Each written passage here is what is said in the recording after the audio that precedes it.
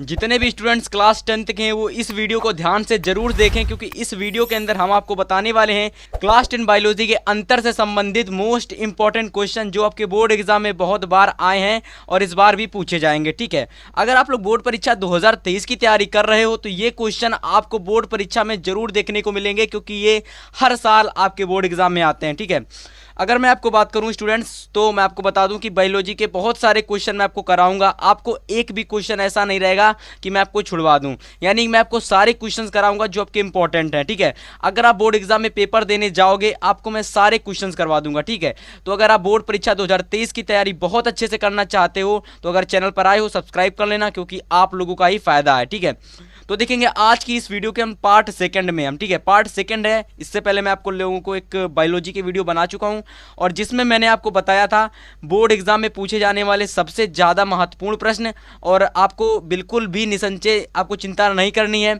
मैं आपके सारे के सारे प्रश्न करा दूंगा जो इंपॉर्टेंट हैं। ठीक है, और देखिए आज की इस वीडियो में मैं आपको जो प्रश्न लेकर आया हूँ बोर्ड एग्जाम में बहुत ज़्यादा इंपॉर्टेंट है प्रश्न। ठीक है, और इनकी नोट्स जरूर से तैयार कर लेना स्टूडेंट्स। ठीक है, देखिए प्रश्न क्या कह रहा है, प्रश्न को आपको ध्यान से समझना है। ठीक है, अगर आप बोर्ड परीक्षा 2023 में 90 प्लस स्कोर करना चाहते हो तो आप लोगों को बायोलॉजी में भी भाई साहब अच्छा स्कोर करना होगा। ठीक है, अगर आप बायोलॉजी में अच्छा स्कोर करोगे और फिजिक्स में अच्छा स्कोर करोगे, केमिस्ट्री में अच्छा स्कोर करोगे तो आप लोग आसानी से 95 प्लस मार्क्स ले आओगे। ठीक है, आसानी से। और अगर आपका सपना है 95 प्लस लाना तो आप हमारे साथ जुड़े रहिएगा, मैं आपको वो सारे क्वेश्चन करा दूंगा जो आपके बोर्ड एग्जाम में आते हैं। ठीक है, तो देखिए पहला क्वेश्चन हमारा है कि लक्षण प्रारूप और जीन प्रारूप में अंतर लिखिए। ठीक है, ये जो लक्षण प्रारूप होता है, ये लक्षण प्रारूप क्या होता है और ये जीन प्रारूप क्या होता है, ठीक है, इनके बीच अंतर बताना है, ध्यान से समझना।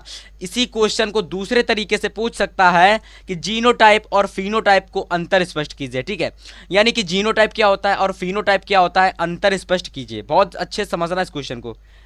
और देखिए इसी क्वेश्चन को तीसरे तरीके से पूछ सकता है कि जीनोटाइप और फिनोटाइप किसे कहते हैं, इनके बीच अंतर स्पष्ट कीजिए। ठीक है, तो अगर आपके बोर्ड एग्जाम में ये प्रश्न पहली बात तो 2 नंबर में आता है, यानी कि 2 अंक में बोर्ड एग्जाम में आता है प्रश्न। ठीक है, और बहुत ही रेयर केसेस में आ जाता है 4 अंक का, लेकिन मैं कह नहीं सकता, बोर्ड एग्जाम है ना, कभी कभी 4 अंक में भी पूछ लिया जाता है।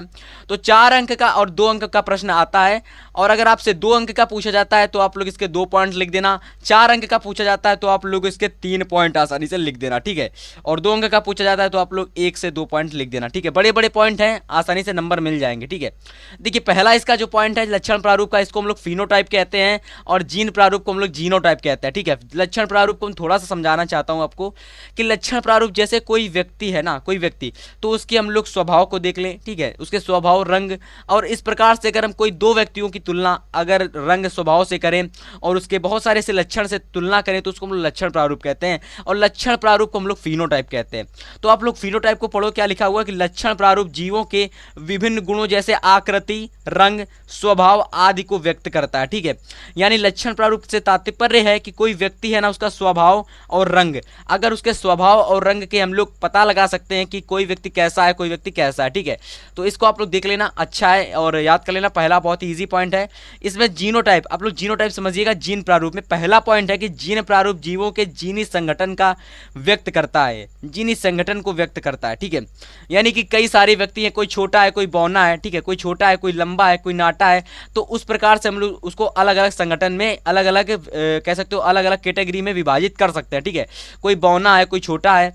तो जीनोटाइप जो होता है ना, जीन प्रारूप, इसको जीवों के जीन, जीनी का मतलब होता है कि उसकी लंबाई, उसकी चौड़ाई, यानी कि लंबाई, और कोई लंबा है, कोई नाटा है, तो उसके हिसाब से उसको हम संगठन उसको व्यक्त करते हैं, इसको हम लोग जीनोटाइप कहते हैं। ठीक है, और देखिए इसी में लिखोगे आप लोग कि जो कि उसमें विभिन्न, और इसमें इसको देख लीजिएगा, इसको काट लीजिएगा, हाँ इतना, जो कि उसमें विभिन्न लक्षणों को समाहित करता है। ठीक है, अब जीन प्रारूप कहने का मतलब है जैसे कि कोई व्यक्ति नाटा है, कोई व्यक्ति छोटा है, तो वो जो उनकी नाटा और छोटा जो उनकी विशेषता है ना, उनके किसको, उस खुद को प्रेजेंट करती है। ठीक है, बात समझ में आप सभी को। इसी में देख लीजिएगा आप लोग लक्षण प्रारूप में दूसरा पॉइंट लिखेंगे कि ये दिखाई देते हैं, अर्थात इन्हें हम अपनी आंखों से देख सकते हैं। ठीक है, तो आपको पता होगा कि कोई व्यक्ति के लक्षण हम लोग अपनी आंखों से देख सकते हैं। ठीक है, और यहाँ देख लीजिएगा ये दिखाई नहीं देते हैं, अर्थात हम लोग जीन प्रारूप को नहीं देख सकते हैं। अब आप कहेंगे कि सर भैया कि आपने तो बताया था कि हम लोग लंबाई और नाटाई की बात करते हैं, तो मुझे आप लोग बताइएगा, जैसे कि कोई व्यक्ति अगर जन्म लेता है तो आप लोग क्या बता दोगे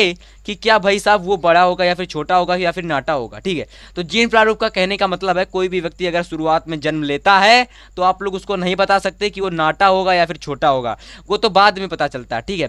तो यही कहने का मतलब है ये दिखाई नहीं देते हैं, अर्थात ये शुरुआत में समझ में नहीं आते हैं, लेकिन ये शुरुआत में दिखाई देने लगते हैं। अगर कोई व्यक्ति है, कोई बच्चा है, अगर उसकी आंखें छोटी छोटी है तो हमें उसके लक्षण पता लगने लगेंगे, ठीक है। उसका रंग कैसा, उसका हमें रंग पता चल जाएगा, ठीक है। तो ये दिखाई देते हैं परंतु ये दिखाई नहीं देते हैं। अगला देख लीजिएगा, तीसरा पॉइंट आप लोग इसी में लिखोगे कि जीवों को प्रत्यक्ष रूप से देखने पर, यानी कि जीवों को प्रत्यक्ष रूप से देखने पर, अच्छे समझना, जीवों को प्रत्यक्ष रूप से देखने पर समलक्षण का पता चलता है।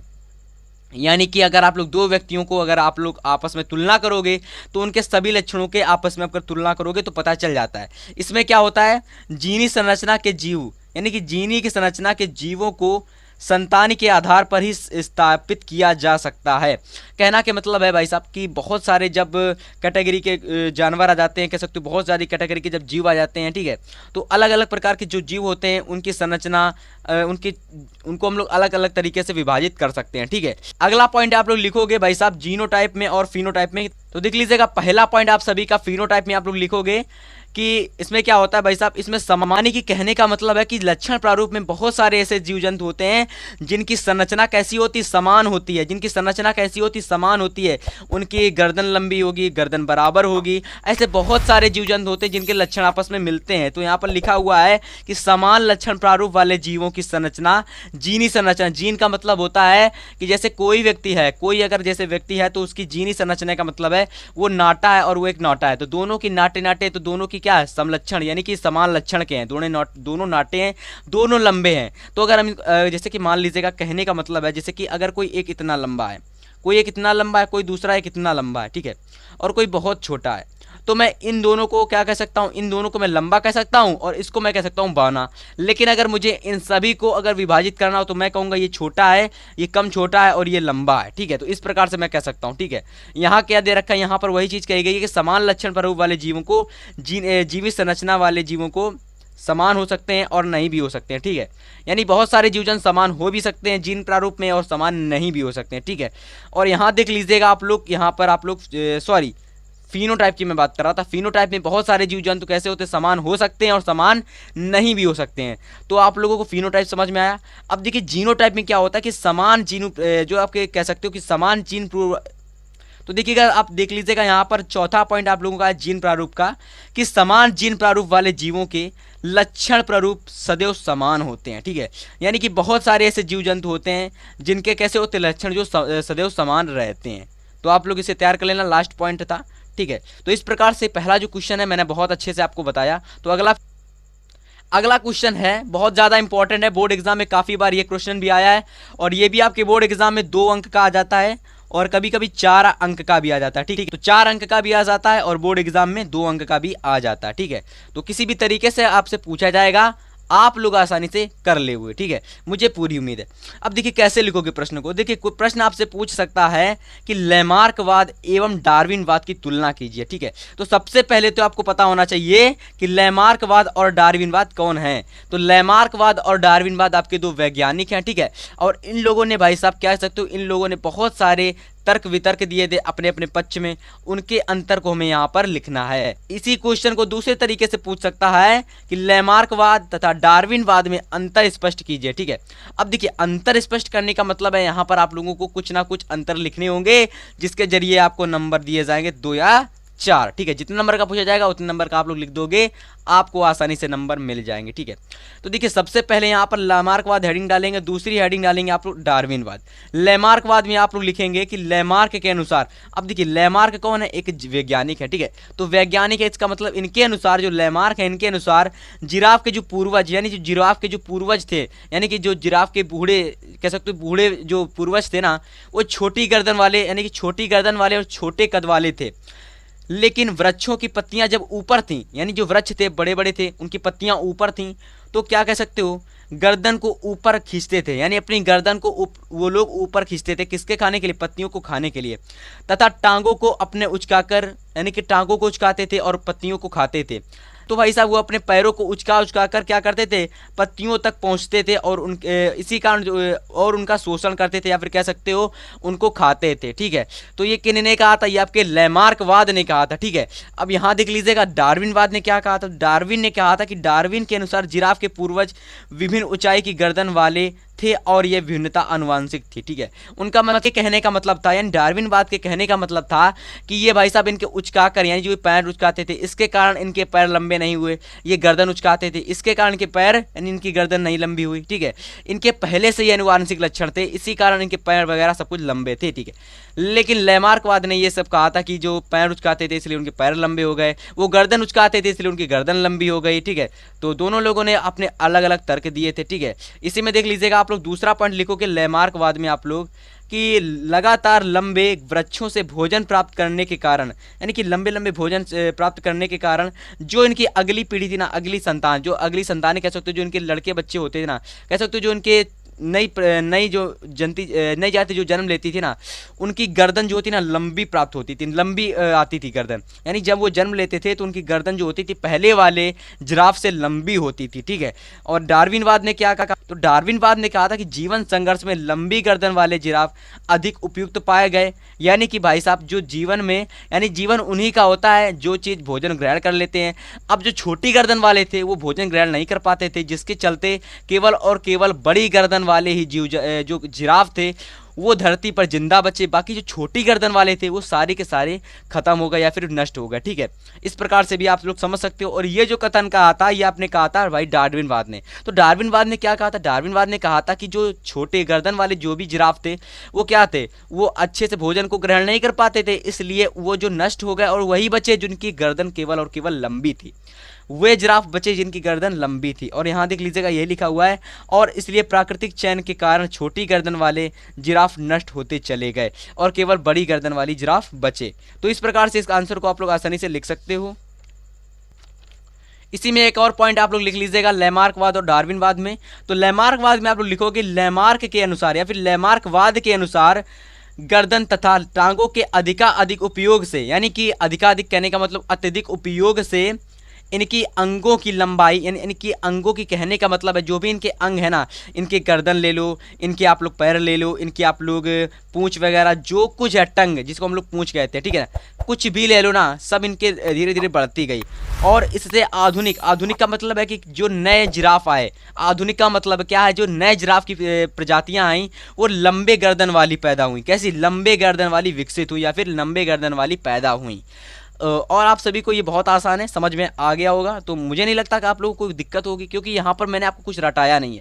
लैमार्क ने क्या कहा था, तो आप लोग तो लैमार्क ने क्या कहा था, अगर आप थोड़ा सा ध्यान लगाओगे तो लैमार्क ने कहा था कि इन लोगों ने अधिकाधिक क्या किया, अपने गर्दन को खींचा, अधिकाधिक इन लोगों ने पैर को खींचा, जिसकी वजह से इनके जो पैर हो गए लंबे और गर्दन भी लंबी हो गई। ठीक है, लेकिन भाई जब डार्विनवाद थे ना, जस्ट इसके विपरीत थे। उन्होंने क्या कहा था, उन्होंने कहा था कि ये सब जो ना कि प्राकृतिक, यानी कि इनके पहले से ही है। समझ में आया? इसी में देखिए डार्विनवाद ने लास्ट पॉइंट आपका क्या था, पॉइंट नंबर तीसरा, कि प्रतियोगिता एवं संघर्ष के फलस्वरूप प्राकृतिक चयन के अनुसार लंबी गर्दन वाले जिराफ ही शेष बचे। यानी कि जो लंबी गर्दन वाले जिराफ थे वही जीवित रहे धरती पर, बाकी जितने छोटी गर्दन वाले जीव जंतु थे, बाकी जितने भी छोटी गर्दन वाले जिराफ थे वो सारे के सारे नष्ट हो गए, क्योंकि भाई साहब वो आसानी से भोजन प्राप्त नहीं कर पाते थे, इसलिए वो नष्ट हो गए। अगला, तो इस प्रकार से यह आंसर आप सभी का कंप्लीट हो गया। तो इस प्रकार से आई होप सभी को ये क्वेश्चन समझ में आया होगा। और बोर्ड एग्जाम में बहुत बार क्वेश्चन पूछे गए हैं, अंतर से संबंधित क्वेश्चन बहुत बार आए हैं, इसलिए मैं अंतर से संबंधित क्वेश्चन पहले करा रहा हूँ। ठीक है, एक भी क्वेश्चन मैं नहीं रहने दूंगा, सारे क्वेश्चन मैं करा दूंगा जो बोर्ड एग्जाम में पूछा जाता है। ठीक है, तो फिर अगला क्वेश्चन है कि स्वर परागण तथा पर परागण में अंतर बताइए, या फिर स्वर परागण तथा पर परागण में विभेद कीजिए। और बहुत बार बोर्ड एग्जाम में प्रश्न आया है स्वर परागण क्या होता है और पर परागण क्या होता है। ठीक है, और ये आपके चैप्टर नंबर 7 का ही है ना, नहीं चैप्टर नंबर ये 8 का क्वेश्चन है, तैयार कर लेना। और ये आपके पुष्प पर आधारित प्रश्न है और पुष्प पर में इसमें अंतर बताया गया है, तो इसको अच्छे से समझना। देखिए स्वर परागण क्या होता है। ठीक है, देखिएगा स्वर परागण में पहला है आपका कि पुष्प द्विलिंगी होते हैं। जो आपके पुष्प होते पौधे, जिसे हम लोग पौधे कहते हैं, पुष्प यानी कि फूल या फिर पौधे कह सकते हो। ठीक है, तो फूल जो होते हैं ना द्विलिंगी होते हैं। कैसे द्विलिंगी होते हैं? ठीक है, जब एक लिंगी होते हैं तो नर व मादा पुष्प ही पौधे पर होते हैं। जब ये एक लिंगी होते हैं तो इसमें क्या होता है, नर और मादा या फिर नर होता या फिर मादा होता, ठीक है, पौधे में, तब ये एक लिंगी होते हैं। और द्विलिंगी वैसे ही हर समय पाए जाते हैं। पर परागण में क्या होता है, पर परागण में देख लीजिएगा पुष्प द्विलिंगी अथवा एक लिंगी तथा नर व मादा पुष्प अलग अलग पौधे पर भी हो सकते हैं।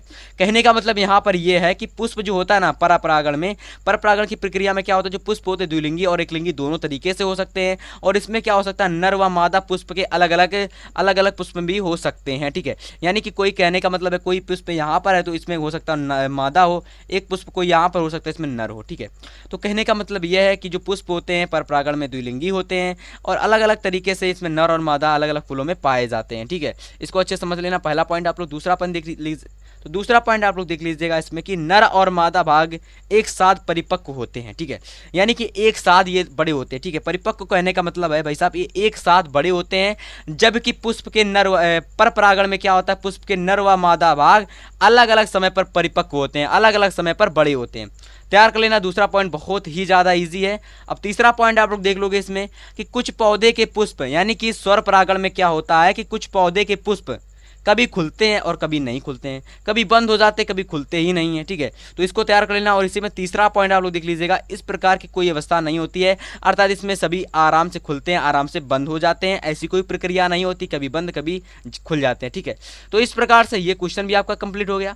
तो इस प्रकार से मैंने आज की इस वीडियो के अंदर स्टूडेंट्स जितने भी क्वेश्चन बताए हैं 10th वालों स्टूडेंट्स के लिए सबसे ज़्यादा महत्वपूर्ण प्रश्न है, और इनको तैयार करके नोट्स बना लेना। और फिर हम आपसे मिलेंगे नेक्स्ट वीडियो में, तब तक के लिए गुड बाय, गुड लक।